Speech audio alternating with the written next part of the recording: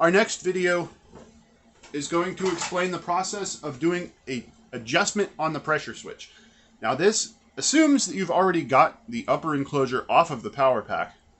So at this point, what we're going to do is we're going to turn the power pack back upside down, and we're actually going to remove the blower motor housing.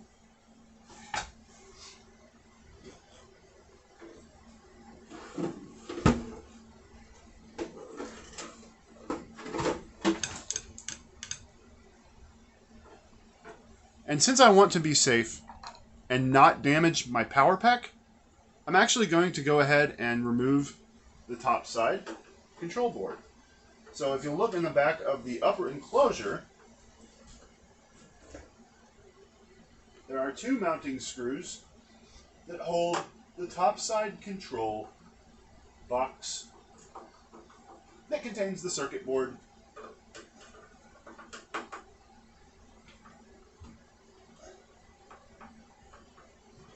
And I'm just unmounting this. That way I'm not putting a ridiculous amount of strain on that ribbon cable. And there we go. That's all there is to it. That's how you remove the top side. In case you were wondering. So, take these screws, set them off to the side.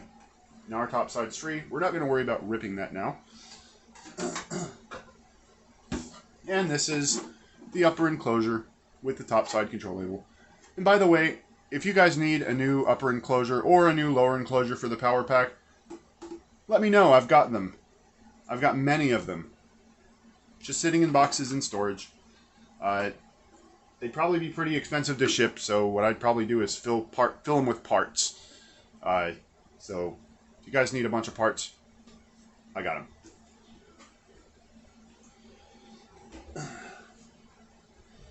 Okay, now that that's taken care of, we're going to go back to the underside of the power pack. Once again, very careful. Very, very careful. You don't want to mess anything up. You can flip it upside down like this, and this isn't going to hurt anything because your pipes are protecting you. So your blower motor is mounted to the bottom with, I believe it is 3 screws. So we're going to go ahead and take those 3 screws out.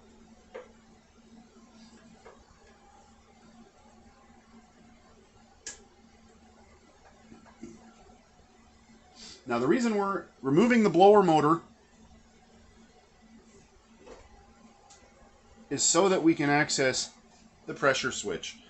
Unless your hands are super, super small and you can actually reach down in there between the blower motor and the pressure switch and all that stuff, you're going to want to take the blower motor off, but don't worry, it's not going to damage anything. You don't need to wire anything here.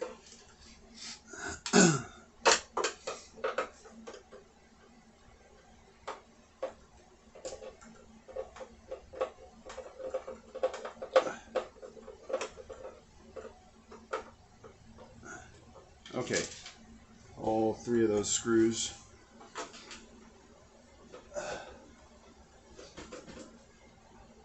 Oh, there might be a 4th one here actually. There's 4 screws. So we'll go ahead and pop that 4th screw.